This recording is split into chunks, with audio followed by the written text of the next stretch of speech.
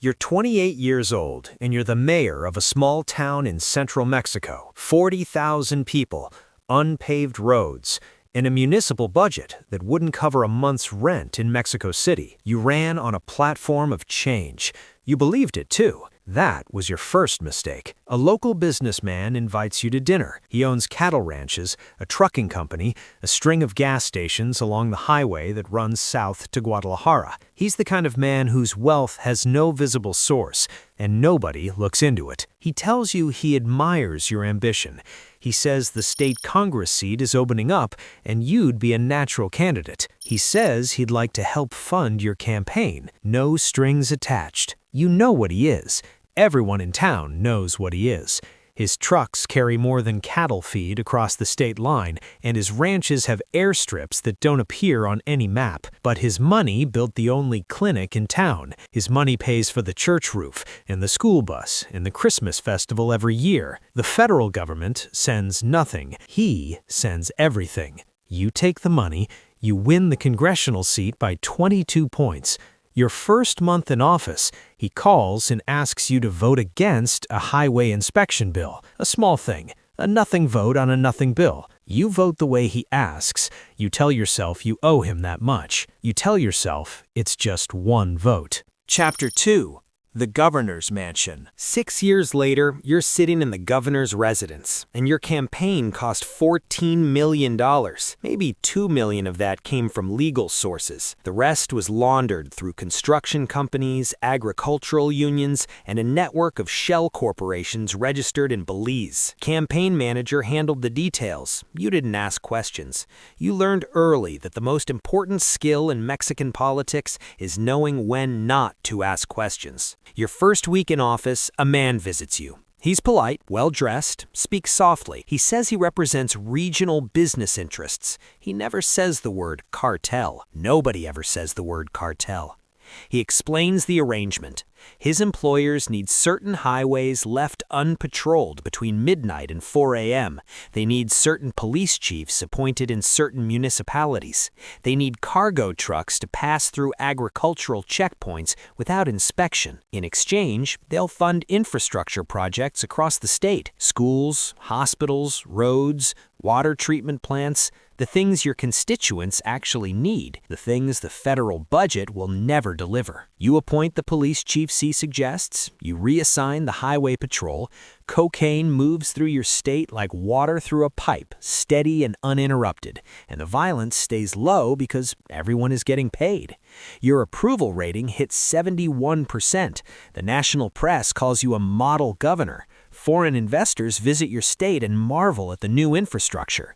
You give speeches about economic development and public safety. You accept awards from business councils, and every month, $150,000 appears in an account in the Cayman Islands with your name on it. Chapter 3. The Party Machine. The National Party takes notice. You're young, popular, and your state runs smoothly. The party chairman invites you to a private dinner at his home in Polanco, the kind of neighborhood where the walls are high and the cars are German and the maids sign non-disclosure agreements. Around the table sit 3 senators, a retired general, the head of the state oil company, and a media mogul who controls 40% of the country's television stations.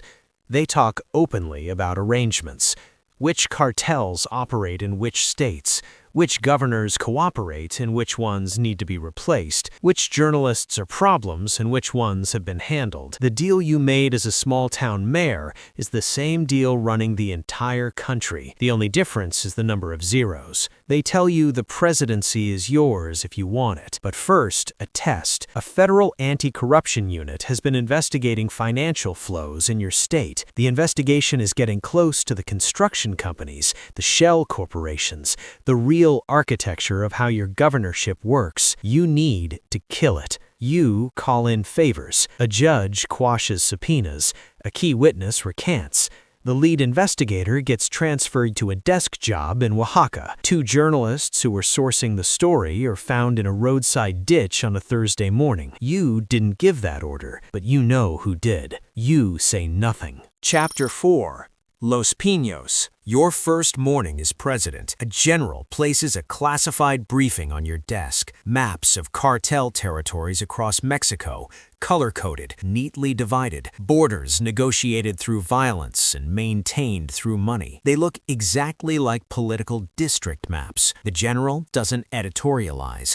He doesn't need to. 3 separate cartels funded your campaign. Each one believes they bought themselves a president. Your first challenge is making sure none of them are right, and all of them are right at the same time. You appoint an attorney general who understands that fighting the drug war means fighting whichever cartel didn't pay. Military operations target your rivals' competitors. Helicopters and armored vehicles and soldiers in black masks raid safe houses that your intelligence chief selected, not because they're the most dangerous, but because they belong to the wrong organization. You're not enforcing the law, you're picking winners. The Americans send DEA agents and foreign aid packages and satellite surveillance data. You smile at press conferences in Washington and promise full cooperation. You shake hands with the president on the White House lawn. Behind closed doors, your intelligence chief feeds the DEA just enough arrests to keep Congress satisfied. Mid-level operatives, replaceable men, sacrificial pieces on a board the Americans don't even know they're playing on.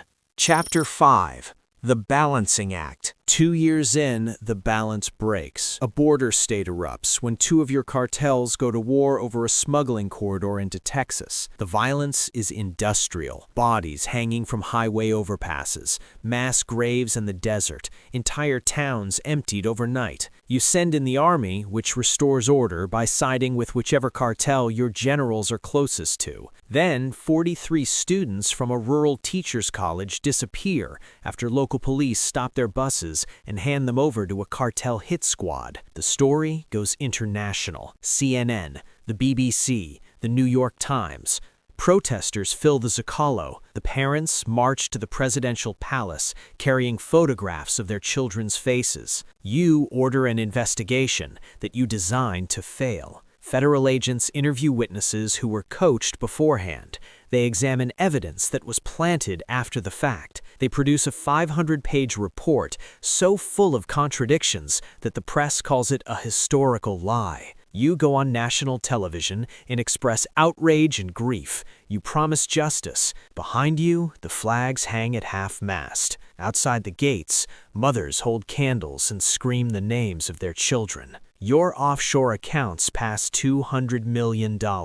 You don't think about the students. You trained yourself years ago to stop thinking about the things you can't afford to think about. Chapter 6. The Americans. The DEA gets too close. An undercover operation traces a cocaine shipment directly to a general on your personal staff, a man who eats breakfast at your table 3 times a week. Washington wants him extradited. The U.S. ambassador delivers the request personally, and for the first time in your presidency, you see what American diplomacy looks like when it stops being polite. You stall. You negotiate.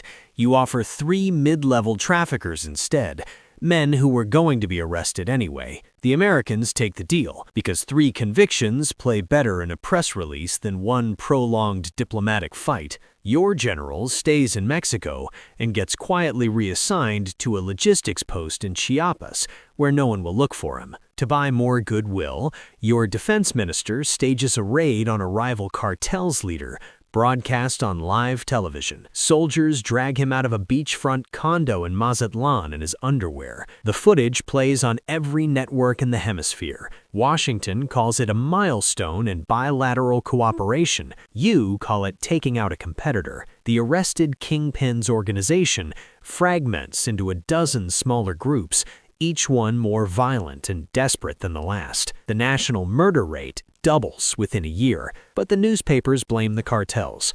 They always blame the cartels. The violence is the weather. You're just the man on television saying you wish it would stop. Chapter 7. The Unraveling. Your 6-year term is ending, and your chosen successor just lost the party primary to a populist outsider, a man who wears cheap shirts and travels by bus and promises to end corruption. He says your name at rallies like a curse word.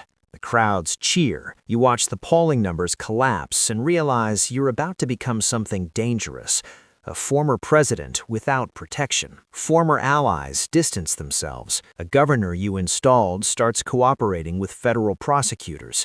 Your attorney general, the man you appointed specifically to protect you, is quietly negotiating his own immunity deal. You hear about it from an intelligence contact 3 days before it becomes official. You move money. You destroy documents. You make calls to every powerful person who owes you, and they all owe you. Some take your calls, some don't. You transfer $80 million to accounts in Switzerland and Singapore. You buy property in Madrid through a trust registered in Luxembourg.